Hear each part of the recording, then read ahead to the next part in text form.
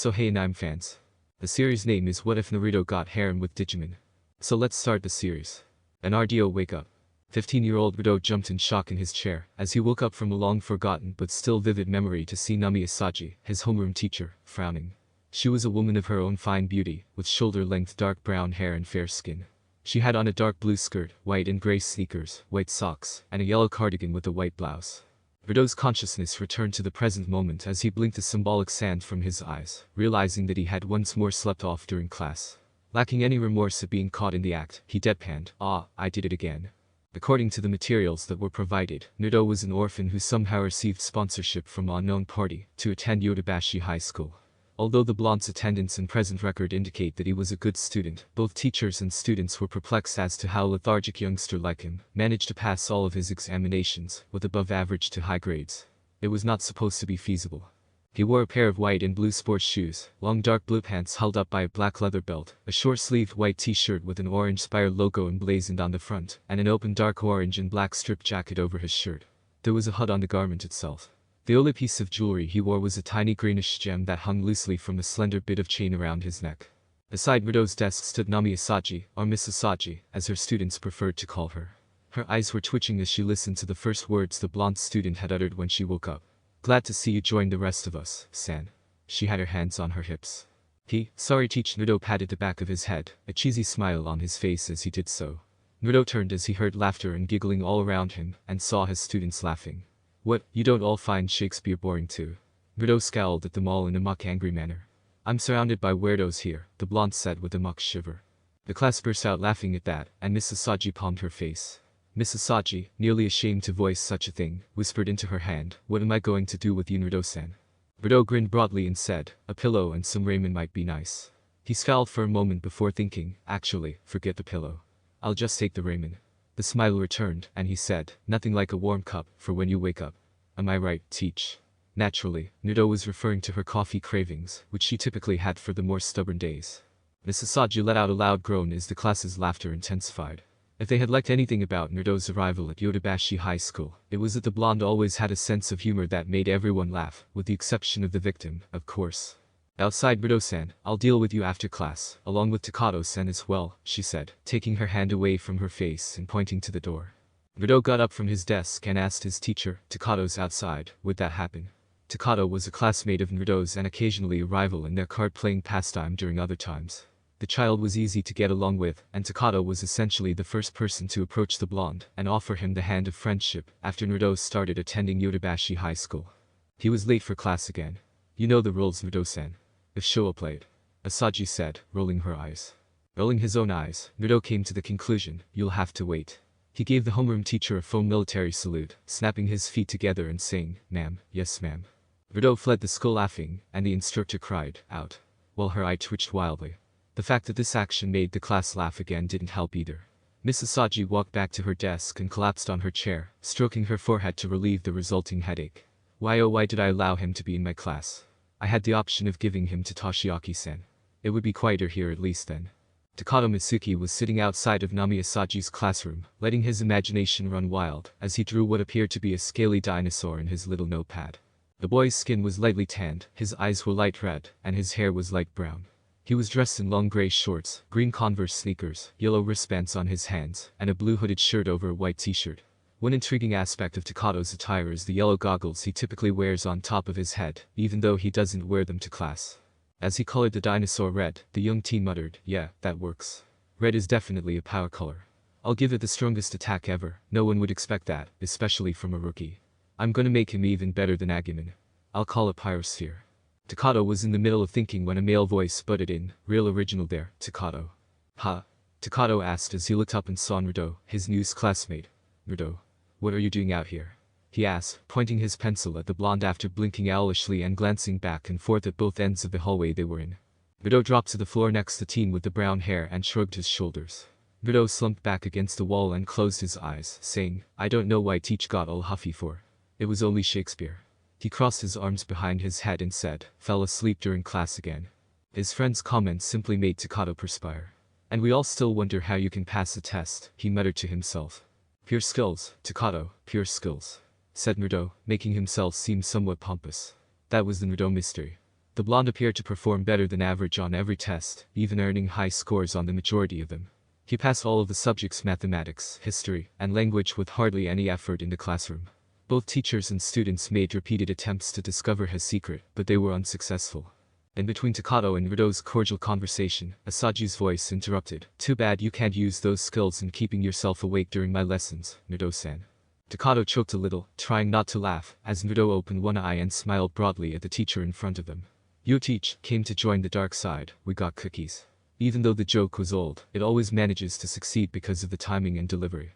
Clearly, the blonde had spoken loud enough for every kid in the classroom to hear it through the open window between them, and the outcome was laughter. Desperate to avoid finding an excuse to strangle her latest headache maker, Asaji's eye twitched again. Being classified as a student murderer would undoubtedly be detrimental to both the school and the individual. She quickly turned her focus to Takato, ignoring the laughter emanating from her classroom. The statement, "Well, Takato-san, despite your apology, you certainly don't seem very sorry about being late, do you?" was safer for her sanity nevertheless. As Takato stood at attention and began rambling and stuttering some sort of explanation, Naruto grinned. The laughter that was taking place in the classroom was only heightened by this. Naruto closed his eyes again and leaned back against the wall, saying, "Ladies and gentlemen, the man of 1,000 babbles." Takato's cheeks blushed slightly as he slammed his mouth shut. While the class inside simply laughed harder, he and Nami Asaji glared at the youngster with the blonde hair. Naruto gave the scowling duo the peace sign with his right hand, without turning to face them, saying, "It's good to be the prince." "Being the prince stinks," Naruto said glumly, kicking his feet up onto his desk and slumping back against his chair. Prince of Pranks was the unofficial moniker given to Naruto at Yodobashi High. Every instructor and pupil was aware of when to avoid drawing the mischievous prince's anger. The blonde had no qualms about hating anyone, whether the principal himself, the jocks, or the popular girls. Anyone with the correct motivation could be a target. Even more astounding, though, was the fact that none could identify Naruto as the perpetrator. Yes, they were aware that it was him, but they were never able to locate the proof to prove it. Consequently, the Prince of Pranks was created. One particularly memorable prank he pulled was when he initially arrived at Yodobashi High School. He had somehow sneaked laxatives into the faculty's morning coffee as a token of appreciation for getting into the institution. Since teachers from almost every year spent much of their time rushing to the restroom, several courses essentially had an off day for the entire day. Fortunately, some instructors, like Nami Asaji, avoided the terrible experience of uncontrollable bathroom runs by refusing to drink the faculty coffee. Not until long later, particularly when pupils started referring to him by his unofficial title, was Naruto accused of carrying out the crime. However, they were unable to verify it.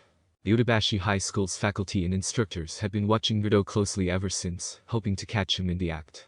To avoid the danger of going through that awful day again, they also made the decision to bring their own coffee, or tea if they wanted, from home from that point on.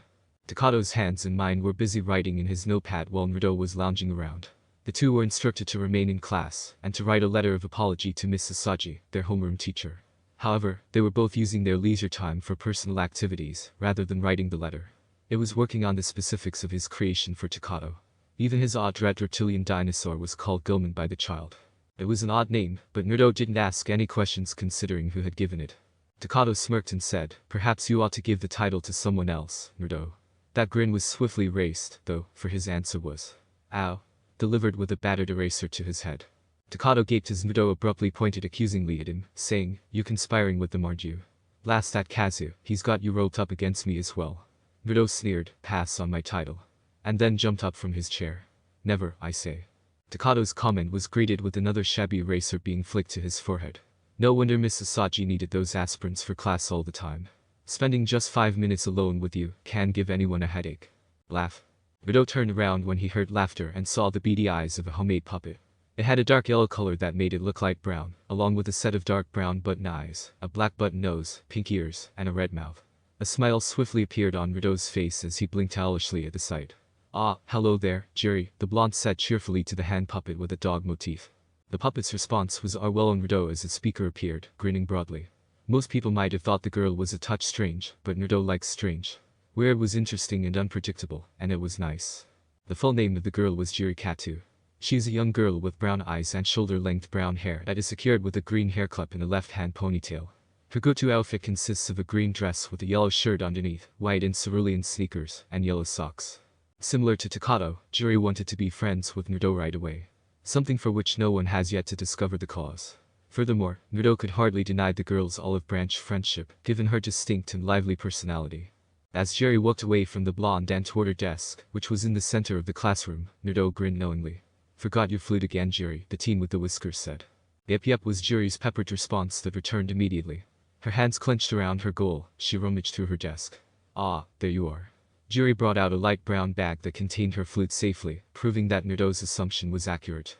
When Jerry took out her flute and started reprimanding it, Naruto and Takato exchanged a little worried look. Her use of a hand puppet with a dog theme when reprimanding was even stranger. The weird was something that Naruto liked, but there was a limit to how much one individual could handle. "Sometimes I worry about her, Naruto." Just smile and nod, Takato, just smile and nod. Jerry cheerfully skipped out of the classroom, saying, "Bye-bye guys." However, her dog puppet returned, sticking back inside the chamber. "And don't forget to write those apologies now, rough," Jerry said, skipping away, and she went downstairs, laughing merrily. "Naruto?" Just smile and nod, Takato. Tokyo Metropolitan Government Building, West Shinjuku. One man sat in quiet, lost in meditation, in a room that was kept out of the public view. He was rather tall, dressed in a dark shirt and a black suit with a waist-length tie of a rich purple color. In addition, he wore thick black-tinted glasses, and had his blonde hair professionally cut. Additionally, a metallic lighter was visible in the man's hand, as his hand absently flicked the lighter's lid open and closed many times. Click. Click. He was Yamaki Mitsuo, the head of a secret society known as Hypnos. As a SIGIN system for the Japanese government, the agency's original mission was to monitor the electronic communications of half of the planet. The organization was also kept a secret from the public due of legal concerns about privacy violations. However, upon a particular discovery, Hypno's initial intent was altered to negate this finding. Click. Click. The continuous clicking of the lighter reverberated around the dome-shaped chamber, but no one else seemed to object. It was unclear if they were afraid of the man or simply focused on their work. The room itself was crammed with computers, monitors, and other technological wonders that appeared to surpass the advancements made in the outer world thus far. Behind each of these technological marvels sat an operative who worked for Yamaki. Yamaki glanced up at two of his top agents and flipped the lighter in his hand closed for the last time. Each of the two female agents wore a uniform jumpsuit that protected them from potential static malfunctions, along with a visor-like headpiece that was connected to the building's main computer system via their elevated workstation. The station itself was a pair of back-to-back seats that held them up into the middle of the room, so they could easily observe the entire space. The keyboards on each of their seats served as their sole means of accessing the system to which it was connected. Yamaki turned to face Riley Itori, his chief operator. Because she and her colleague, Tali Onodera, were both wearing the same military jumpsuit and visors, it was difficult to tell the two women apart. Their hair was the one characteristic that set them apart. Riley had long red hair with two strips hanging on her front, while Tali had short blonde hair that framed her face. Yamaki gave the order, report with little to report at the time. The two female agents had been keeping an eye on the city's surge in electronic activity since this morning. With this most recent surge, he hoped something may be found. Riley replied, keeping her attention on her work, without missing a single keystroke. "I'm picking up an abnormal germination energy pattern, sir." If anybody else could see what she was seeing, they would know she was receiving information through the visor she wore. Yamaki questioned, "Is it a wild one?" The name Wild One was a tribute to the finding made by their agency. It was the only factor that caused Hypno's mission to shift, and it was also viewed by them as a danger to Shinjuku's security. "Is it also the cause of this storm?" was the man's fleeting thinking. Yamaki had watched the storm approaching this afternoon, and knew it wasn't typical just by looking. Riley reported back, a little let down by her own limitations. "I can't tell yet. All I can report back, sir, is that the energy levels are increasing at an exponential rate. I have never seen anything like it, and it is corresponding with the storm as well," Riley said, biting her lip at this point, unsure of what to say next. Riley was watching digital readings through her visor, which changed to display the energy readings she was receiving in relation to the impending storm. Yamaki scowled. It was exactly like this morning. They had detected something, but they were unable to follow or identify it with their many programs or equipment. Whatever it was, it seemed to be beyond the capabilities of their systems. Was it simply too strong to destroy, or was it being protected? Too many queries, too little responses. "Very well," Yamaki said, getting up from his chair and leaving. Before leaving the room, the boss of Hypnos gave the order, "Continue to keep an eye on the systems. If anything changes or turns up, contact me immediately." Riley and Tali both replied, "Sir." Both of them kept working on their keyboards without ever losing focus. This time, they were determined not to let their employer down. Streets in West Shinjuku City. The adolescent with the blonde hair let out a sigh as she strolled through the deserted streets of Shinjuku City. Naruto said goodbye to his schoolmate Takato before returning home after finally being freed from the confinement that was Nami Asaji's punishment. Since it was Friday, Naruto just wanted to get home in time for the weekend rush she knew was coming. Normally, he would have spent some time with his pals after school. Damn it. Naruto stared up at the storm that had engulfed Shinjuku's skies, holding on to the hood of his jacket tightly over his head. As time went on, the winds grew more severe, causing residents of the city to return to their homes for safety. Naruto was aware that tonight would be an extremely severe storm. He was also aware, of course, that this storm was not natural. With a weary sigh, the blonde headed back to his house. He would occasionally look up at the sky and listen to the sounds of thunder. Naruto, a little miffed that his day off was ending earlier than he had hoped, thought, I guess we have some work to do tonight. Many others were unaware that the young person was more than simply a typical Shinjuku city resident. In actuality, he was a fairly unusual person who assisted in defending the city against a force that remained out of the public view. Since his engagement and position in everything put his life in continual peril, it goes without saying that such actions have their own consequences. On numerous occasions, Naruto expressed his lifelong gratitude for not having to defend Shinjuku City by himself. Although the life Naruto created for himself in Shinjuku isn't perfect for someone so young, it was still much better than the one he led prior to moving to the city. Many details of Naruto's past are kept secret, especially because those who were close to the blonde enigma were only aware of his name, age, interests, dislikes, hobbies, and dreams. They had no idea about his background, his origins, or whether he had any family or relations. The reality is that Naruto's life started the moment he entered Shinjuku City. Ringtone Lian rhymes can't fight the moonlight beginning at 041. The ringtone was so familiar that Naruto's eye twitched. It was a personalized one, a feature that assisted in alerting him to calls coming in from particular people.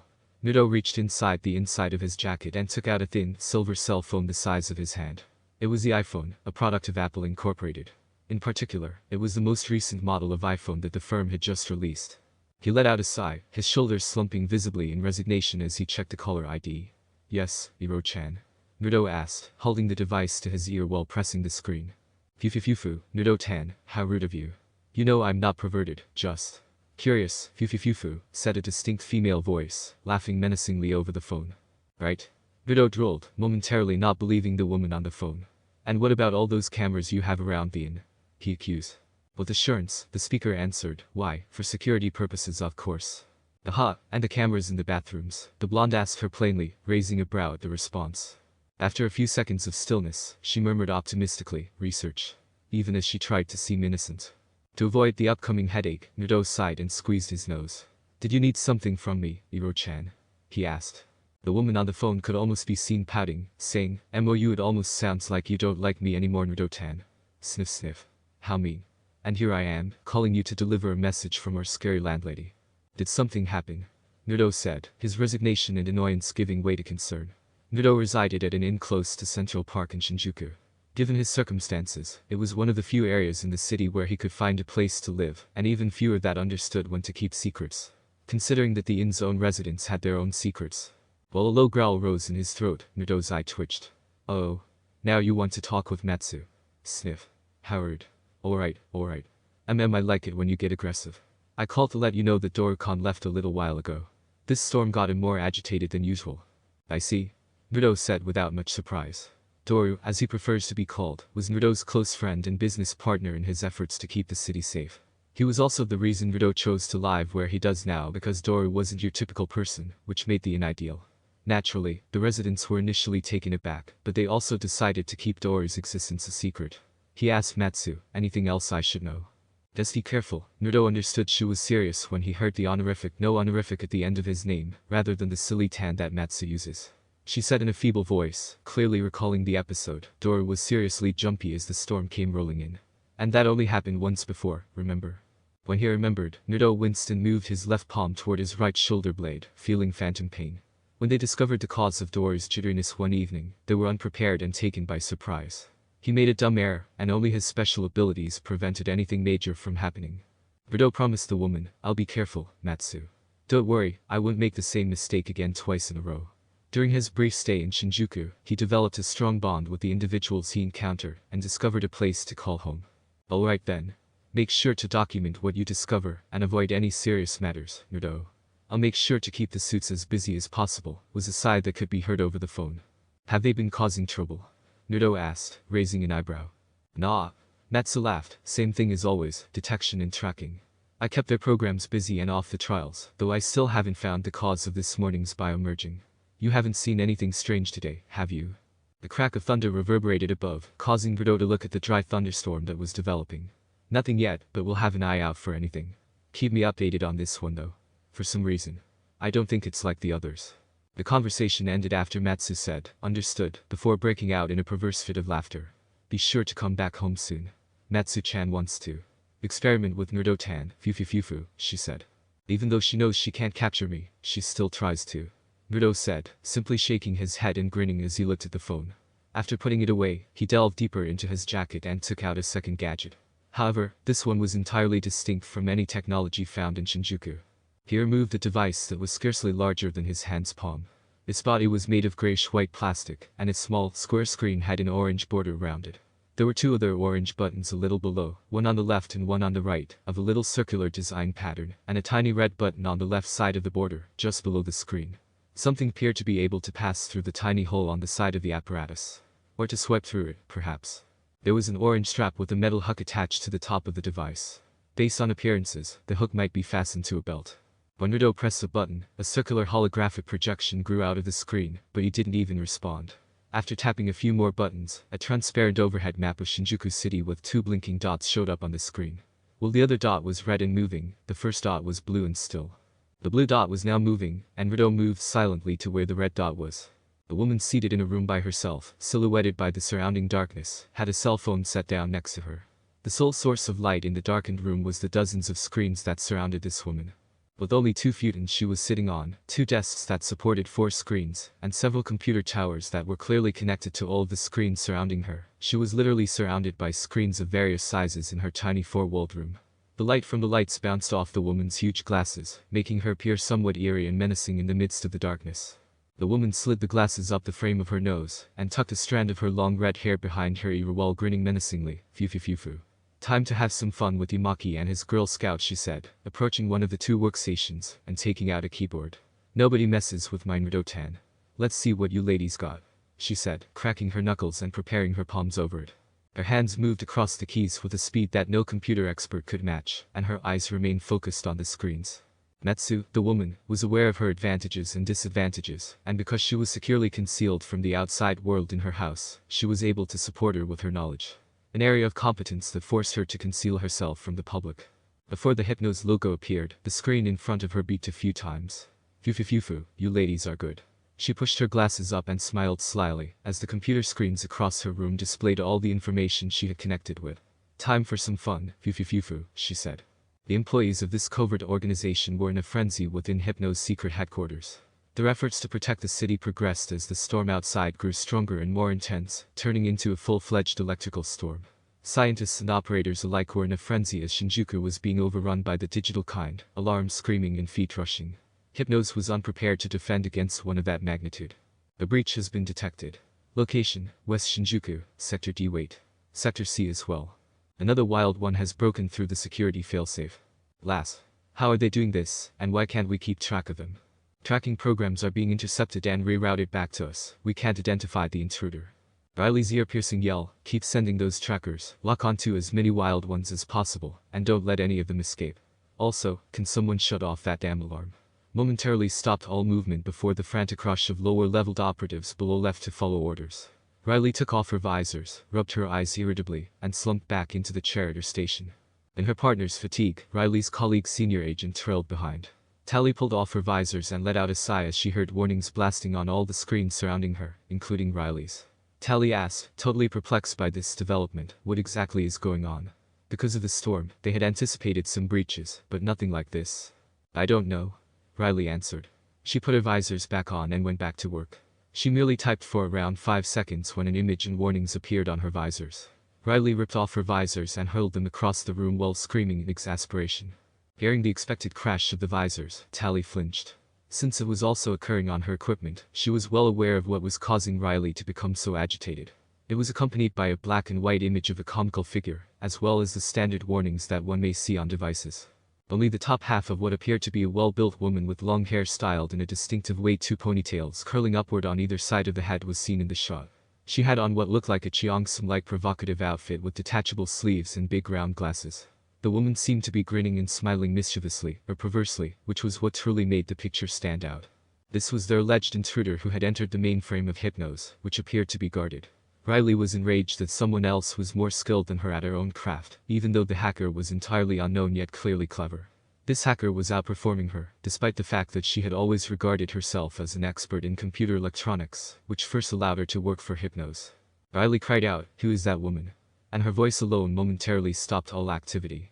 Riley was entirely ignored as everyone hurried back to work, since nobody wanted to be the target of the High Operative's fury. Undiscovered place. Natsu chuckled naughtily as she delighted in the handiwork she was doing to her playmates, particularly Riley Itori, the feisty deed. Fufu, this will greatly impress Naruto-tan. Hopefully, I'll get a prize for this, Fufu. She's adjusting her legs a little. Tally took off her visors again and laughed nervously. How do you know it's a woman, Riley-chan? As she flinched since she was locked out of her systems and could no longer manage them. Riley fell back into her chair with a sigh. TCH, she sneered, it must be a woman, since no man is this intelligent without wanting to flaunt himself in public. She wasn't particularly envious, but she was fairly certain that it must be a woman. Though nothing in their searches, whether digital or documented, had even remotely matched what they were seeking for, the image itself might have been the hacker herself. Whoever this enigmatic individual was, they were non-existent. However, considering their apparent skill, if they were able to break into Hypno's mainframe with such ease, it's feasible that they have already covered up or eliminated any evidence of their identity. Reach Wild 1 at West Shinjuku, Sector D has been terminated. Tally mumbled, scanning the screens around them to find the whereabouts of the aforementioned Wild 1. Well, there's some good news, at least. The site itself was close to a number of student apartment buildings in Shinjuku's colleges and universities, which were available for rent by students attending the several schools in the area. Without a doubt, some harm had to have been done, thus Hypnos had to come up with another cover tale for the public. I still don't like how there's someone out there that's doing our job, Riley complained, and the woman acknowledged this. Not that she didn't appreciate the assistance, but it didn't calm her down to not know who was providing it. Don't worry about it, Riley-chan. Tally replied, putting a reassuring hand on the red-headed woman's shoulder from over her chair. She emphasized the con, since she was aware of Riley's obsession with the guy, even though she was unable to comprehend why, and stated, if it makes you feel better, we can simply tell Yumaki-kun that the wild ones were simply terminated. Maybe he'll even praise you, Riley-chan. Riley slapped Tally's hand away, blushing slightly. Shut up, stumbled the red-headed man. Alerts for security. That was the sound of the sirens that a new wild one had been discovered, and Riley just let her head fall in defeat upon the keyboard that was fixed to her station. City streets, West Shinjuku, Sector D. Just a short while before. The only thing that went through this person's head while they stood carelessly in the rain was, this never gets easy. Observing as scarlet flakes drifted into the air before vanishing due to the surrounding fog's thickness. The essence of life that he had just terminated, the red flakes themselves, were permitted to be released in order for them to be reborn in the world from whence they originated. The man was a man with short black spiky hair and a white mask covering his face. The mask itself was thin, with a crimson wavy design in place of the mouth and curved eye holes. His uniform included a green haori with white trimmings over it, a pinstriped outfit that ended at the knees, a brown belt with a fringed trail that was twice wrapped around the waist, and light brown, strapped platoon sandals that matched the color of his kimono. However, he held a huge broadsword in his right hand that resembled a gigantic butcher knife with little effort. There were two cutouts on the blade itself. A semicircular one near the handle and a circle toward the top. With a low sigh, the enigmatic masked figure twisted his right wrist slightly, and the enormous blade disappeared in a cloud of smoke. The seeming teenager complained sadly, stupid vials. Had to ruin the start of my weekend. He raised his left hand to his mask, and appeared to remove it from his face, causing his midnight black hair to waver and turn a familiar sunny blonde. Bordeaux observed the fog gradually dissipating, showing to the world that he had been standing in the center of one of the many deserted alleys of Shinjuku. The fog itself had served as a sort of gateway that transported the animals he had been fighting against, which posed a threat to the city here. Now that the fog had dissipated, the gateway was effectively closed. The creatures he had been fighting were called Villain, or Vile as he refers to them. Nasty little critters that are a nuisance in numbers even though they lack the strength. However, since these animals were known to arrive in greater groups, Naruto was lucky that there were only 6 of them when they arrived in Shinjuku. One interesting truth about these Villain animals is that they were actually Digimon. In addition, Digimon, or Digital Monsters as it is officially known, was a well-known franchise that had taken the world by storm. While their trading cards and computer games captivated kids and teenagers, it was an animated smash with little children. Digimon was seen to being a straightforward series for many years. However, they have now become so much more. They materialized and were on their way. There's a beep beep. Bordeaux reached into his kimono and took out the little gadget he had been using before. The gadget, which was exclusive to those like him, was called a D-Arc. It was also known by another name, which is interesting. When a button was pressed, a circular holographic screen appeared on the smaller screen. The blonde turned to the television and said, "Naruto here, what's wrong, Doru?" In addition to being a Digimon, Doru, also known as Doraemon, was Naruto's digital partner, brother, and companion in all except blood. Naruto was what is known as a tamer, and Doru was the digital partner. In contrast to the Digidestined, who were selected for a specific assignment, as seen in the television cartoon series, a tamer is a general name for individuals linked to Digimon. There are numerous ways to manufacture tamers. Because of the strong want, some tamers are selected by entities called Diginomes, digital creatures, that develop from the same digital world data as Digimon, and possess the ability to grant wishes in both the digital and real worlds, while others merely connect with a Digimon and develop a close friendship. With Digivices, the other term for the D-Arcs, as their own, they function similarly to the Digidestined. There are two primary distinctions, though. One is that, unlike Digidestined, which is rarely the case, some tamers are able to possess numerous Digimon. In addition, tamers can fight alongside their partners if they so desire, and they give their companions additional vitality as they fight. Naruto decided to fight with his partner. Doraemon's voice, which sounded distinctly male and quite young, almost preteen boy, bellowed loudly from the tiny D-Arc, "Aheyo, Aniki. Everything is taken care of on this side." The D-Arc also enabled communication between tamers and their Digimon, as it was a tangible representation of their bond with the latter. With a smug and delighted tone, Doraemon said, "Just some low-leveled rookie, thinking he was top fox around here. Didn't even break SWEAT for handling the problem alone." "I see," sighed Naruto, accustomed to Doraemon's passion for combat. More along the lines of enjoying a good fight against formidable foes than the idea of fighting in general. However, this did not negate Doraemon's enjoyment of the occasional rumble. "Did you happen to find the cause for the storm today, yet?" he questioned his buddy, shaking his head. Doraemon replied with a Western accent, but his voice only made it seem a little worse. "That's a big negatory, Aniki. The rain is making it hard to sniff the varmint out. I can only tell you that this big shot hasn't bio-merged, yet at least." Naruto twitched his eye and pinched the bridge of his nose, as he listened to Doraemon attempt to imitate the speech pattern of an old television program about cowboys and the Wild West. He said to his buddy, "Remind me again why I let you watch those old cowboy shows, Dorubaka." You could almost see Doraemon smile when he replied, "'Cause you love me, Aniki." He was speaking normally now, without the accent. Naruto gave an eye roll. He sneered, "Yeah, love you like I love Yuru-chan." Aniki. Doraemon's patting voice was nearly comical. This was their relationship. Tamer and partner were so close that they treated one another like brothers.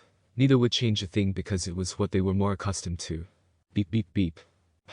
Naruto observed as the translucent overhead map of Shinjuku City materialized on the screen, blinking at the abrupt noise his D-Arc was making. Even if the map had taken the place of the screen, Doraemon's voice could still be heard coming from the gadget. "Aniki. Is everything alright?" Naruto kept looking at the map. 3 dots appeared on it. One red, representing the bio-merged Digimon, and 2 blue ones, representing Doraemon and himself, which gradually blinked away. The Digimon that had bio-merged was thus removed. However, neither Dory nor he were in the vicinity of the Digimon's apparent deletion. Naruto whispered, "A bio-merged Digimon was just deleted." Then Doraemon said, "The other tamer." They were both aware that the city was home to other Digimon tamers and partners. Although there had been indications of other people's presence, neither of them knew who they were. Regardless of their identity, they were effectively avoiding detection. "Has to be," the blonde teenager mumbled, unhappy with this development. "Yumaki team would have deleted the Digimon before it bio-merged. This one was supposed to be my next target, after having to deal with these files, but guess I was too late on that," he said, sighing and rubbing his hand through his hair in irritation. Over the D-Arc, there was silence. Naruto groaned and said to his partner, "Look, just go back to the inn. I'll see you there, Doru." They had already missed dinner, so it was late, and their landlady would not be happy if they returned home any later. "It's late, and if we stay out here any longer, we risk exposing ourselves to Yumaki team and his organization," Naruto said. His school backpack, which he had concealed to keep safe, rested on a neighboring bench, just beyond the area where he had been battling the villains. He knew he couldn't possibly carry it with him when he got into a fight. His school books, lunch, and, oddly enough, a little rolled-up scroll-labeled clothes, were all among the things he kept within. Doraemon asked him, "We're not going to see who this tamer is, Aniki." He had considered that, but they were powerful and skilled, as evidenced by the speed with which they had erased the bio-merged Digimon. This implied that they were also swift, and they probably vanished after the deed was finished. Naruto weighed his school backpack over his shoulders and spoke the words, "No, they would probably be gone by the time we got there." Before the D-Arc's connection was cut off and the gadget became silent, Doraemon replied, "Okay, Aniki, if you're sure. I'll see you back home." Naruto turned and simply strolled back towards home after putting the item back into his clothes. He had been looking forward to his weekend vacation after a difficult day. City streets, West Shinjuku, Sector C. In the meantime, a young girl with shoulder-length reddish-brown hair and a spiky ponytail, a pale trench coat, and dark-tinted sunglasses, was observed leaving a dissipating fog on the opposite side of West Shinjuku. A huge humanoid fox thing silently trailed after her. There's a beep beep. The young girl paused her stroll and took out a recognizable item from within her trench coat. A D-arc that resembled Naruto's but was blue and white in color rather than orange and white. The humanoid fox said quietly, in a deep feminine voice, "Is everything alright, Rika?" Her name was Rika Nanoka. She is an energetic young adolescent who exudes pride and seems to possess a combination of beauty and rebellion. She had lovely complexion and beautiful purple eyes. She was dressed in short button-fly blue jeans, red wristbands, red steel-toed sneakers with white socks, a turquoise turtleneck top with a blue broken heart motif on the front, and buckles around her left leg and waist. Rika pressed a couple buttons on her D-arc and saw a transparent map of Shinjuku appear on a holographic screen that projected outward. After a period of silence, she pressed a button to shut down the screen. Without even waiting for an answer, she replied, "Everything's alright, Renamen. Let's go," and started to move again. It so happened that Rika's digital partner was Renamen. She had the appearance of a yellow-furred bipedal humanoid fox. She had a mane of white bushy fur around her neck, and white fur covered her paws, feet, and belly from groin to neck. Her thighs had what appeared to be the zodiacal Cancer emblem in light purple to contrast with the yellow fur, and she wore a pair of purple fingerless gloves, each embellished with the Tao's Tai spirit art emblem. She had a sharp pointed skull, a set of icy blue eyes, and a nose that tapered off into a tiny mouth. She also had what seemed to be lightning bolt-like purple zigzag lines beneath each eye. Renamen let out a sigh at Tamer's lack of warmth. Although she obviously respected Rika and her tamer's skills, the young woman's demeanor and disposition were lacking. Renamen wanted her tamer would be a little more affectionate, even though she had no idea why Rika was so frigid. She hesitated only a moment and dutifully followed. Rika reflected on what she had seen on her D-arc, as the two of them strolled through the deserted streets of Shinjuku. What does it mean that another Digimon was erased earlier in one way or another, she would learn. Rika was aware that things were shifting, but she was adamant about staying ahead. The title of Digimon Queen wasn't bestowed upon her for nothing, and she was determined to keep it that way. Shinjuku West, Izumo-in. Miya-sama thought of herself as a patient person, which was significant considering her history. She was waiting for two of her renters to return from work at her house, but she was growing impatient. She worked at Izumo Inn, lived there, and had a souvenir from her late spouse, Takedo Asama. In commemoration of her husband, she lived by the golden rule that she would never turn away anyone in need of lodging, which led to the arrival of the inn's most recent residents. The inn looked like a traditional two-story Japanese home with tatami floors and paper walls. The living room and kitchen were on the first floor, and the second floor was only utilized for resident sleeping quarters. In addition to being a great place to live, the monthly rent was also reasonably priced at 50,000 yen per room, with each room having 6 tatami, a type of flooring that varies in size throughout Japan. Being situated adjacent to Shinjuku's Central Park and somewhat close to the shopping areas, made it an excellent position as well. In terms of herself, Miya was a slim but attractive woman. She had brown eyes, fair skin, and purple hair that was waist-length with shorter bangs, making her look Harem-like. She was dressed in a purple hakama, a white haori with a belt that resembled a sash, wooden sandals, and a white ribbon that held her hair in place to some extent. Miya waited attentively, watching the door, while sipping a cup of hot tea with a jasmine flavor, while kneeling on the living room floor in a position called seiza, which literally translates to proper sitting. It was her favorite. As she sipped her tea calmly, she thought, "They're late."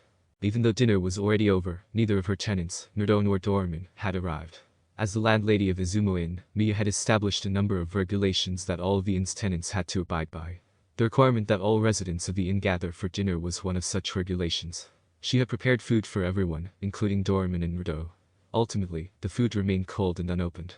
When the grandfather clock close by struck 10, Miya's eye twitched. "They're late," she said softly as she took another drink of her tea.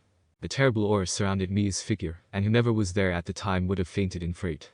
The shape of a demonic face materialized behind her, resembling a huge purple Oni mask. Miya whispered, her eye twitching ever so slightly, "They're late." The distinctive voice of Natsu spoke, somewhat muffled, "You're not going to hurt them, are you, Miya-tan?" If one could track down the source of the sound, they would discover that it was a tiny rubber duck figurine that was sitting on a nearby bookshelf, and was the cause of the muffling. Slowly, Miya turned to face the small customized rubber toy, the evil face behind her following her every step. As she studied the little camera the rubber toy concealed, she smiled sweetly at the toy and said, I'm not going to hurt them, just have a talk with them about certain rules, and properly arriving back for dinner." "Are you saying I'm a violent person, hentai glasses?" Natsu's frantic voice yelled, "Scari. Deep. No, Miya-sama. Natsu-chan didn't mean that. Please keep evil mask away from Natsu-chan. Nrdo save me so loudly that it seemed to shake the rubber duck in freight as well. The door leading to the living room opened as though in response to her prayers. Aheyo, landlady Chan. Naruto waved to her, clearly exhausted, as he entered. Ruby he said, his greeting eventually turning into a scream as he found himself transfixed and stared wide-eyed at the hideous demonic face behind Mia. From the rubber duck, Natsu's terrified voice cried out, "Run, Nrdo. Save yourself."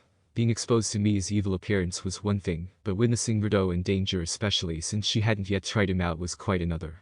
She had a narrow-minded mind, and Doraemon's little voice called out, "Oi, Aniki," from behind Naruto's unmoving body. Doraemon entered the room, pushing his tamer to one side. He yelled in fright, "What's with the hold you up?" and ducked behind his tamer again as he noticed Mia releasing that dreadful face that was hovering behind her. As Mia stood there grinning ever so sweetly at them, he silently shivered and peered his big head around Naruto.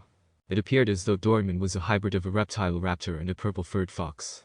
His eyes were light amber in color, and he had pointed ears, 2 powerful bipedal legs, and short arms, each with 3 claws. He had 2 little black bat-like wings on his back and a long, fluffy purple tail behind him. His claws, tail tip, underside, and front of his muzzle were all covered in white fur. But Doraemon's most distinctive feature was the big red triangular gem that was set in the center of his forehead and encircled by a sleek curving metal frame. "You're late," Mia said, tilting her head ever so slightly as she calmly stared at the trembling couple in front of her. Her smile appeared to expand somewhat. In an instant, Tamer and Digimon were on their knees pleading for Mia's pardon. It was kind of funny, yet a little unsettling. However, it was intriguing that Mia didn't appear to be bothered by Doraemon in the least. She was aware of his identity and his connection to the seemingly innocuous animated franchise. Everybody at Izumo Inn had a lot of secrets that were either kept between the inn's residents or left unsaid. Therefore, it wasn't too much trouble to add another secret.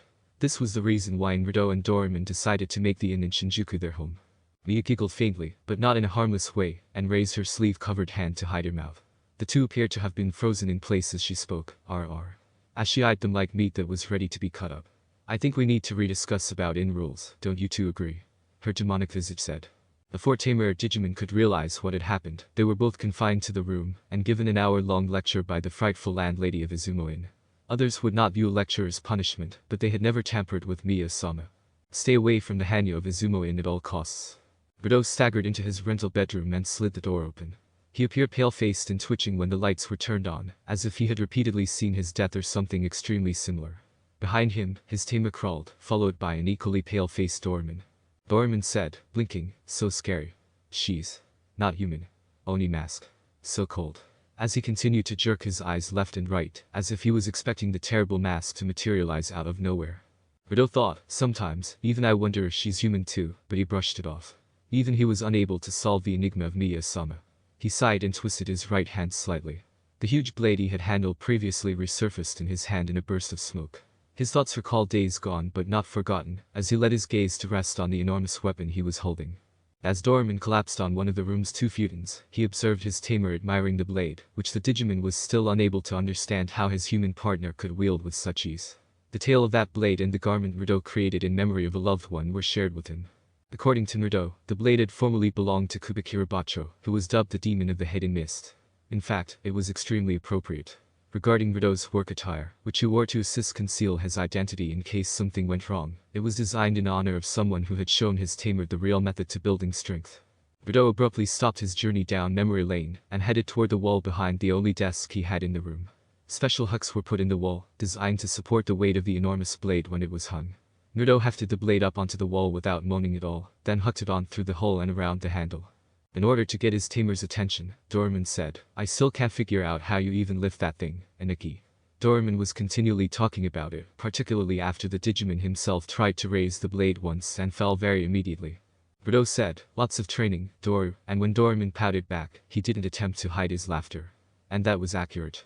Although he still had some challenges when swinging it, Naruto needed almost a year of consistent weight training before he could lift the Kubikira Bacho as easily as he could a regular katana." Naruto went to the closet in his room and started putting on his pajamas. Recalling his own unsuccessful attempt to lift the blade, Doraemon sat on his futon and continued to stare at the Kubikira Bacho. "Aniki says lots of training, but even a Musumin would have trouble lifting that damn thing," he thought sourly. With the blonde himself out of sight and changing inside the closet, Naruto inquired, "So what's the plan for this weekend, buddy? Are there any plans you want to do, perhaps go somewhere?" I got nothing, but isn't there one of those Digimon TCG tournaments happening somewhere in the city? Doraemon asked, turning his attention away from the enormous sword that resembled a claver. Although he was a little upset that there didn't seem to be a card designed after him, he was actually kind of fascinated that such a thing existed, and that cards were made and named after his race. For a brief while, Naruto was silent, clearly considering something. Naruto emerged from the closet wearing his pajamas and said, "Don't think so. The last one happened about a month ago, or so. It was mostly made up of a buttoned shirt and long, light blue cotton slacks." According to his memory, a Digimon Queen was named following the most recent official TCG tournament. A Digimon Queen. Next thing you'll hear is some lunatic calling himself the Digimon Emperor. Doraemon snorted at that, staring at his tamer with a mixture of surprise and laughter. As he turned down the lights, Naruto shrugged and told his partner, "You never know, Dor. It could happen."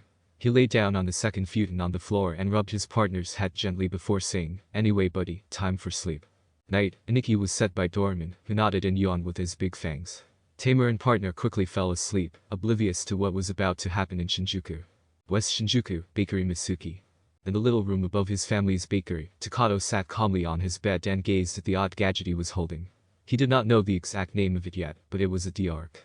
It resembled Naruto's and Rika's exactly, however it was red and white instead of their colors. "What are you?" Takato stared at the strange object in his fingers and thought curiously. Having only claimed the item earlier in the day, he had no idea where it came from, and even then, when he gave it some thought, it was unclear to him. After school was when it all began. He stopped briefly at the hideout that he and his companions, Kenta Kitagawa and Kazu Shioda, claimed as their own before leaving for home. At this point, the storm above Shinjuku had peaked, resulting in numerous power issues across the city. Although he wasn't certain if it was due to the storm, Takato's electronic equipment, a card reader, experienced an odd incident. Though he had a theory, he had no idea how or why his card reader had transformed into the odd object he was holding. He also experienced a connection with the gadget at that moment, and he touched it without hesitation or even brought it home with him. But things started to become weird when he brought it home. The gadget appeared to be aware of something, or to have a consciousness of its own. After positioning it close to his scrapbook, which had all of his information for his Digimon invention Gilman, the device started scanning every page of the notebook, using a narrow slide slot on its side. After the scanning process was complete, Takato discovered that his notes had somehow been turned into a digital lag by the equipment. Because of this, Takato was able to speculate as to what the device might be. Takato sighed as he gazed at the gadget in his hands, realizing that merely looking at it would not provide the answer to his query. He collapsed back onto his bed and gazed at his ceiling, thinking, maybe I'm overanalyzing things. He closed his eyes and said, perhaps after a restful night's sleep, hopefully, things will make more sense. The D-Arc still gripped in Takato's right hand, started to glow faintly as he let sleep to take him for the night. The DD-Egg with red spots was visible on the screen, beating steadily like a heartbeat. A young brunette woman with long hair groaned and pressed her hands to her ears in a last-ditch effort to drown out the sounds of wood hitting wood. She muttered angrily, "Damn it, can't a girl get some sleep around here?" And then let out a huge yawn. She moved along the corridors of the inn where she lived, swaying a little on her feet. She was a youthful, well-proportioned woman with hair that fell to her knees, and was styled in a distinctive side ponytail on the left side of her head. At the moment, she had on nothing but a white shirt that was obviously 3 times her size. This woman was another Izumo inn renter, and her name was Yuzum. Yuzum crossed the inn's hallways barefoot on the wooden tile flooring, heading for the area where she could definitely hear some noise coming from outside the inn. She had been awakened by the noise itself, and it was also early in the morning of the weekend. It was obvious to her what was initially causing the noise. But because of the specific parties involved, she and the other Izumo inn renters made the sensible decision to refrain from complaining about it in any way. Izum's wary eyes saw something big and purple as she started for the backyard, where she knew she would discover the cause of the commotion. She closed her eyes and gave herself a quick pat on the cheeks, before opening them again to discover that she was, in fact, seeing who she was seeing. "Good morning," Dorikayu and Yuzum said cheerfully as she skipped to her target and sprang into him in an embrace. "Ah," she said with a sudden mischievous grin. She cradled the fuzzy Digimon to her bosom, erasing any hint of her past drowsiness. Doraemon was distracted, so he was not ready when he discovered his face crammed into the body of a well-proportioned human woman. As his air was cut off, his face began to shift from its rich purple color to a sickly blue as he blinked owlishly, trying to make sense of what had happened. Yuzum was snuggling securely against his fur, and Doraemon was still struggling, flailing in an effort to get away. Something as warm and silky as Doraemon's fur was a relief after waking up to the chilly morning air, and Yuzum wasn't going to turn it down anytime soon. Whack. Back. Yuzum cried as she collapsed on the ground, holding her aching head in the area where she had been struck. She let out a scared eep. As she looked up to scowl at the person who had struck her. She saw Mia's smiling face and the slightly damaged Bakken in the woman's hands. The actual dent, which was clearly caused by the blow to Yuzum's head. Yuzum-san. Mia's smile whitened ever so little as her enigmatic and sinister aura began to emanate from her, even though she had not yet released the creature that gives birth to it. Hi, I'm Miya-sama. Yuzum scooted as far away as she could before bumping into the wall behind her. She continued to look at Mia with a nervous smile while trembling. The quick glance to where Doraemon would have been only served to highlight the futility of her attempts to find assistance, as she noticed that the purple-furred Digimon had already made her getaway when Mia arrived. Without a doubt already foreseeing what was about to occur. Mia's aura darkened, and the fading Oni mask reappeared over the landlady's left shoulder. What did I say about in-rules when you arrived to live here? Mia asked. As her smile grew, she tilted her head to the right, revealing the Oni mask to Yuzum even more. No public nudity, such as wandering around in the buff or in a towel. Mia recited. Yuzum froze, glanced down at herself, and swore at that moment. The icy aura of death emanating from Mia caused her to freeze once more. Shit, forgot to wear panties again, she said. Mia casually remarked, it seems someone doesn't want to eat tonight, or for the next month, her smile concealed by a sleeve covering her palm. Yuzum was transfixed in horror as one eye opened, his side alone saying, have you anything to say about this rule-breaking, Yuzum-san? Yuzum's face was as pale as a ghost, her body trembling like an earthquake, and she broke out in a shower of sweat. The young brunette disappeared from her spot on the floor and entered the home in an instant, which somewhat impressed Mia.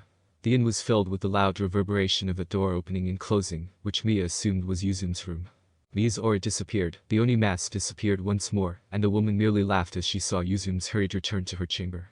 Try to change into more suitable attire, or at the very least, attire that is appropriate enough to avoid difficulty. She exhaled as she turned around at the sight and saw her morning sparring partner unconscious. Mia had had a great start to the day. Before Naruto came downstairs to join her, she had prepared some of her favorite tea for herself, after waking up at her typical time of sunrise.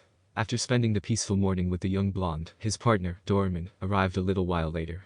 Doraemon proceeded to observe from the sidelines as usual, but by that time the two had walked outdoors, each holding a Bakken. The first thing Mia discovered about her young tenant, by chance, when Naruto and Doraemon moved into Izumo Inn, was that he appeared to have prior training in talents she had missed. She chose to speak with the young to pique her interest, because it was so different from the typical training routines she saw at gyms and dojos. Following his initial encounter with her Oni mask, Naruto confessed to Mia about a portion of his background, but only to Mia. She consented to something and vowed to keep it a secret. Mia had been watching Naruto train on the weekends and in the mornings before he left for school ever since she had learned a little bit about him. When she had free time, she would occasionally partake in it with him. It wasn't until later that Naruto's training progressed to a talent that Mia was well knowledgeable about. If she recalled correctly, she had initially found it amusing that Naruto was attempting to use his big blade, Kubikirabacho. Naturally, she was also taken aback by the existence of such a blade, but she refrained from inquiring about its provenance. She did find it quite motivating that despite his difficulties, Naruto continued to train himself until he was completely exhausted in order to lift and use it correctly. She had ultimately volunteered to train Naruto, and he accepted the offer very swiftly when she showed him how to use the Kubikirabacho with only one hand. Since then, the two have sparred in their spare time, generally on the weekends only, and each time Naruto has gotten better. It was a pleasant change of pace, and if Mia was being completely honest with herself, she had lost the opportunity to practice her abilities with someone. Like the other residents of Izumo Inn, Mia's past was kept secret. Only a select few are aware of it. As she approached the downed blonde, she noticed that Naruto had blood streaming from one of his nostrils, and a small, silly smile on his face. He was still clinging to the Bakken in his right hand, though, even if he was asleep. Mia let out a quiet sigh of disappointment. Mia's typical Bakken techniques did not defeat Naruto. Rather, he had been defeated when Yuzum accidentally flashed Naruto while attacking Doraemon with a flying hug. Time skip. With a hot cup of jasmine tea in her hands, Mia sat at the table in the living room, and watched the drama unfold in front of her with a secret chuckle. She wouldn't say it out, but the normally peaceful home has experienced less monotony and boredom ever since Naruto and Doraemon moved in at Izumo Inn. And to be honest, Mia appreciated that. With his own cup of jasmine tea, Naruto sat quietly at one end of the table, and made a valiant effort to ignore his partner's snickering. However, the incessant eye twitch was a clear sign that it wasn't functioning. The fact that the woman who started this embarrassing circumstance was standing across from him didn't help either. Naruto, staring at the bashful woman before him, was considering a lot of tricks to pull on the person who had cost him a legitimate fight with Mia. It was the principle, even if he would have lost otherwise. Wearing capri-style trousers and a pink and violet belly top with a golden star on the front and a golden 10 on the back, Yuzum took a seat at the opposite end of the table. The brunette was most at ease in this dress, which she wore most of the time. She was anything but at ease right now, though. Izum said, "Oh come on bro, it was an accident." He had gone a little crazy from the intense silence that pervaded the room, if one ignores the laughing Doraemon at Naruto's side, as well as from Mia's invisible, stern stare. Izum knew Mia was staring at her even if she wasn't looking. Doraemon laughed, an accident and a free peep show, but he winced when Mia's unique weapon inadvertently left a mark on his skull. No one has yet to figure out how that woman manages to always conceal a stainless steel ladle on her, even though a lot of suggestions have been proposed. Both Izum's and Doraemon's statements caused Naruto's eye to twitch, but he continued to sip his tea in silence. One would never have imagined that Naruto genuinely liked tea if they had knew him years ago. Most of the time, the aroma special teas that assist relax the body and soothe the nerves were just too expensive for him to purchase back at his previous residence. Mia gave Izum a gentle reprimand while continuing to avoid eye contact while she sipped her tea. "You shouldn't have gone out of your room without having changed into appropriate clothing," Izum-san. "Not my fault you two spar at the crack of dawn," Izum mumbled irritably, crossing her arms and huffing. Even though they had been sparring in the morning for a long time, it was still a little strange to wake up to the sound of them fighting. Naruto had a tiny smile concealed below his cup, out of sight of Mia, Izum, and Doraemon. Naruto never had the opportunity to experience what a family might be like because he was born an orphan and was never adopted. However, he had a vague notion of it after watching this. The distracted blonde was asked by Mia, "Do you have anything planned for today, Naruto-kun?" Naruto hummed, startled out of his reverie by the unexpected inquiry. After giving it some thought, he simply shrugged and said, "Not entirely sure, Landlady Chan," smiling a little when he noticed Mia's eye twitch slightly. Despite her insistence that he should at least address her by name, Naruto persisted in using his nicknames for everyone. To check if he had anything, he glanced at his buddy. "Don't look at me, Aniki. I'm as clueless as you on what to do today either," Doraemon said, shrugging when he saw the look Naruto was giving him. He looked up thoughtfully and said, "Of course, unless a bio-merging were to happen, then we'd have something to do." Naruto deadpanned, "That doesn't really help much, with the here and now, you know." The phone at the inn rang before he could say another word, cutting off their talk. Mia excused herself, walked out of the dining room, and went to the phone. After a long period of silence, Izum thought, "Have you considered just hanging out with your friends, bro?" She was aware that Naruto had some school pals. He didn't have as many as she had assumed, but at least he had a few friends from school with whom he could socialize. Naruto took his duty as Shinjuku's protector very seriously, especially on the weekends, so it was only odd that he didn't spend much time with them. As far as I know, Takato has a family business that he works part-time with his parents. Juri's always busy with her recitals and whatnot. And as for Kenta and Kazu, who knows what those two are up to, Naruto said, scratching his cheek in contemplation. However, he wasn't totally certain about the last two. If he went to hang out with them, they would, at most, engage in a game of pranks. Naruto didn't think it was a very good way to spend the weekend. Mia's voice broke the silence and immediately caught their attention. "Naruto-kun," she said. Mia was smiling normally as she stood by the door, holding onto the inn's phone. She held out the phone to him and said, "I think I have a solution for you." Naruto raised an eyebrow, got up, and picked up the phone. He pressed the phone to his ear and said, "Hello," to make room for Mia to return to the dining room. Over the phone, a light-toned, slightly feminine voice said, "Ah, Naruto-san," in a cool, composed tone. Naruto immediately gave the voice a name. It was Kagari, a close friend of Mia's and another Izumo Inn renter. "I just called in to let Mia-san know that I'll be late for dinner tonight when she happened to mention of your situation to me," Kagari said, taking Naruto by surprise. "I might have a solution for your free time, which won't interfere with either of your school responsibilities or your other work. If you're interested, that is." When Naruto heard this, a tiny smile appeared on his lips. "Oh, I'm all ears then." He then fell silent and listened to Kagari's suggestion. However, Mia had a tiny smirk concealed over her teacup back in the room, but Doraemon and Izum were too preoccupied with their own little conversation to notice. Hideout at Shinjuku Central Park. As he sat by himself on a park seat, watching two of his closest and oldest friends depart, Takato thought to himself, "Sometimes, I wonder how I became friends with them." His face was deadpan. He was at their alleged hideout, which was tucked away in Shinjuku Central Park, well into the day. But it wasn't really a hiding place. Rather, it resembled a deserted picnic area in the park, covered in bushes and strewn with seats, tables, and a few built-in grills that were visible through the underbrush. "Nice story, Takato," shouted one of Takato's longtime pals, Kenta Kitagawa, as he rushed. Kenta wore rounded glasses and had greenish-colored hair and eyes of the same color. He was dressed in an orange short-sleeved t-shirt over a plain-looking open jacket. He was wearing three-quarter-length grayish-brown slacks, white sneakers, and white socks in aqua. "What a baby," chuckled Takato's second-oldest buddy Kazu Shioda, even as he waved back. Kazu had dark blue eyes and light brown hair that was spiked up and secured with a dark blue visor cap. He was dressed in a dark blue, short-sleeved t-shirt with a yellow Celtic cross design on the front, light brown wristbands, pale, three-quarter-length slacks, dark brown socks, and a variety of blue sneakers. He had a light brown pouch hooked to his jeans. Takato leaned back on the table behind him and took long breaths to try to relax, as he saw his two oldest friends go. He was aware that the two were merely teasing and mocking each other in a light-hearted manner, as this was how their friendship had grown over the years. However, there were occasions when a serious issue came up, but those two kept making jokes. Takato inhaled deeply and groaned wearily. It was real, I saw them. His light red eyes narrowed as a memory came back to him, and her. After I finally fell asleep last night, it all began. Takato had anticipated that a restful night's sleep would allow him to clear his mind, after spending the entire day tormented by questions and thoughts about the weird item that entered his life. That wasn't the case for him, though, as his mind was plunged into the most bizarre dream he had ever experienced. Start memory dream. Takato gasped and opened his eyes to discover that he was actually floating in the air in Shinjuku during the storm that had been ravaging the city. Oddly enough, the gadget he had acquired was in his right hand, and he was still dressed in the sleeping clothing he used to go to bed. The device's solitary square-shaped screen was emitting light, which was an unsettling aspect. Takato didn't ask, what's happening? Until he was startled by a loud roar that oddly sounded like a lion, and turned his attention to the city streets below.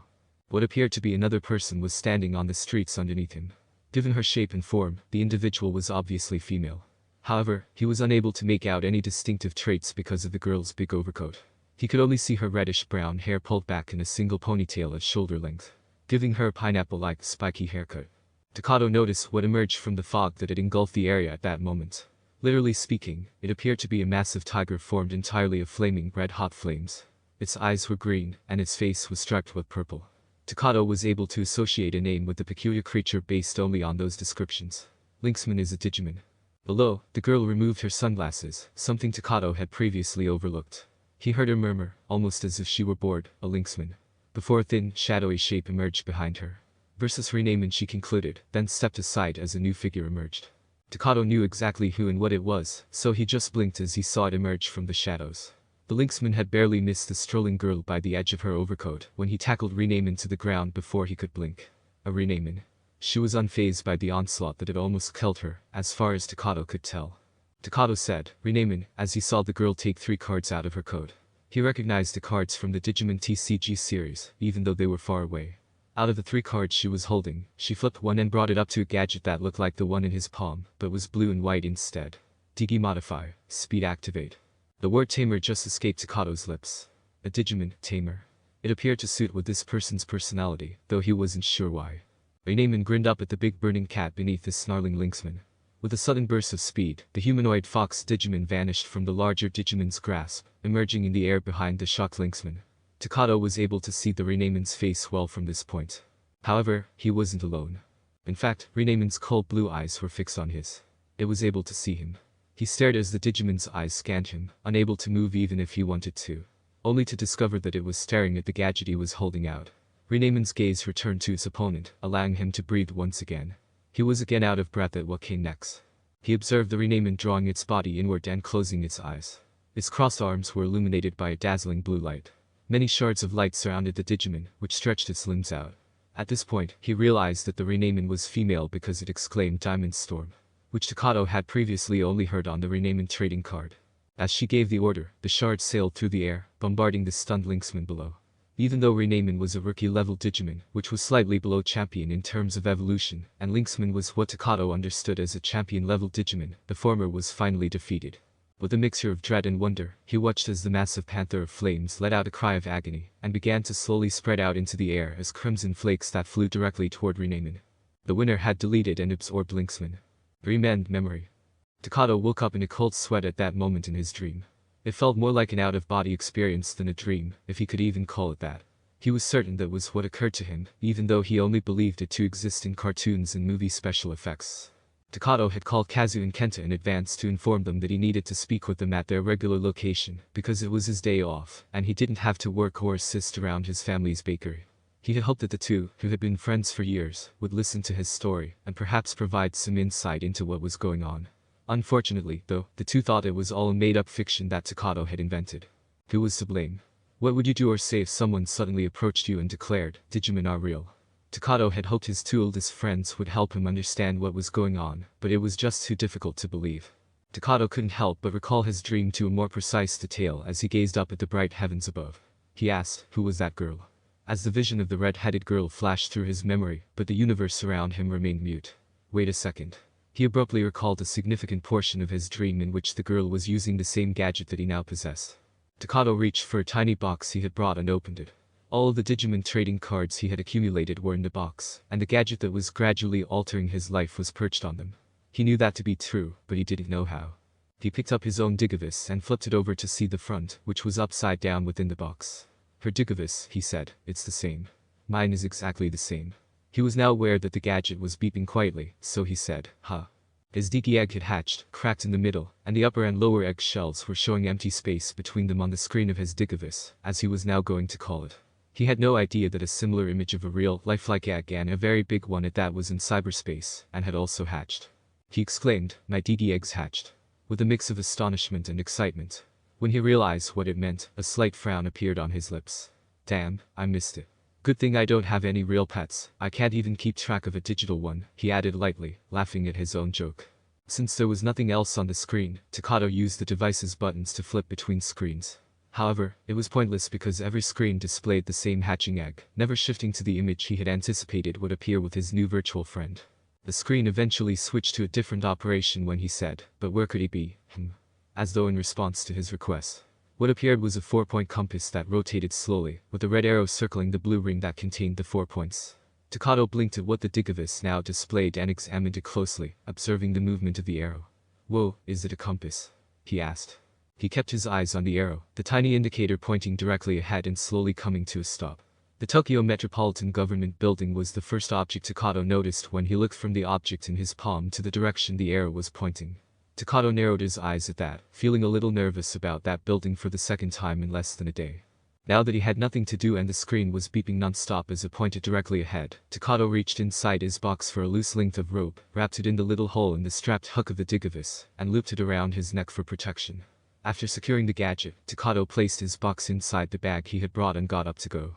I'll show those too, I'll show everybody. Takato said, smiling slightly as he headed off in his new course while glancing at the digital compass. I will demonstrate the Digimon are real. Headquarters of Hypnos. As evidenced by the red dot moving across the enormous screens of Hypnos' main screen, a sign that a Wild One had been detected. New issues accompanied each day. High-level Wild One, bioemergence is now imminent, Riley said from her regular vantage point, her attention razor-sharp because it seemed like this was the first intruder they could actually trace. Although she was still a little irritated by her earlier run-in with their unidentified hacker, she was relieved that it appeared their systems were finally hacker-free today. Without stopping her work, Tally addressed their superior, primary tracer activated. No problems detected. Shall I stop it, sir? While she inspected their own equipment from her position behind Riley. Imaki flicked his lighter down below, as he always did when he was thinking, and watched the red dot on the screen, as it went across areas more quickly than the wild ones he had previously ordered for eradication. His curiosity was piqued, and he narrowed his eyes when he noticed that the wild one was traveling straight ahead without veering off course. Tally thought her boss hadn't heard her question, so she yelled out, "Sir." Imaki immediately considered how he could use the detected wild one against Tally. "No, not just yet," he said, as his remarks caused both operators to cease their work, more out of shock than anything else. "Keep the tracer locked, I'm interested to see what this one does." "Yes," Tally replied, going back to her job and entering the command into the tracer program. "Locking now, sir," she said. Unknown place. The dark creature could be seen running across the seemingly unending abyss in which it was born, a universe literally made up of wires, structured grid-like frames, numbers, and digital information.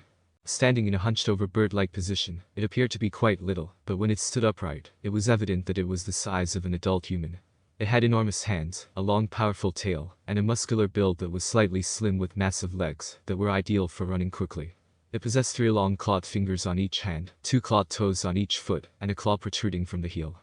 The brightness from its yellow, reptilian-like eyes shone clearly in the darkness, aside from what could be seen from its otherwise obscured body.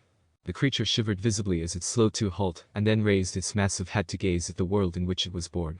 Its bright yellow eyes looked up, trying to find out what was bothering it. However, it seemed oblivious to the dim light that around it, casting a somewhat yellowish hue. However, it broke apart before it could completely envelop this enigmatic creature, scattering like dust in the wind. The creature's navel region gave out an odd reddish glow, which then vanished as well. Unaware of what had just happened, the creature sniffed the air a few times. It rumbled low, unable to identify the source of its chill, and then lowered its head. It determined it was safe and continued its search after taking a few more sniffs to make sure everything was clear. It had a single goal ingrained in its mind since its birth into this weird emptiness: to figure out how to get out and locate the person it was meant to. It had no idea why, and to be honest, it didn't care, but this person it was meant to locate was crucial to its survival. Its yellow-slitted eyes scanned the tube-like tunnel it had been running through before continuing on its run. When its perspective shifted from a grid-like imagery to a more substantial one, the creature didn't even flinch or react. The scene was always changing, but it was gradually becoming more solid. This was nearly a sign that it was approaching a new location, though it wasn't yet close enough. It recognized and understood that it was close to where it needed to go. A light pinpoint appeared in front of it, and its eyes jerked forward. The creature's rows of razor-sharp teeth were shown in a grin that bordered on predatory.